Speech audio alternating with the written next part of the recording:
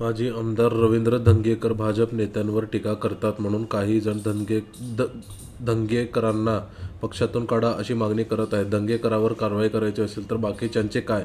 नवी मुंबईत जे बोलतात त्यांचे काय? असा सवाल राज्याचे उद्योगमंत्री उदय सामंत यांनी उपस्थित करत एका प्रकारे धंगेकर यांची पाठराखणच केली आहे.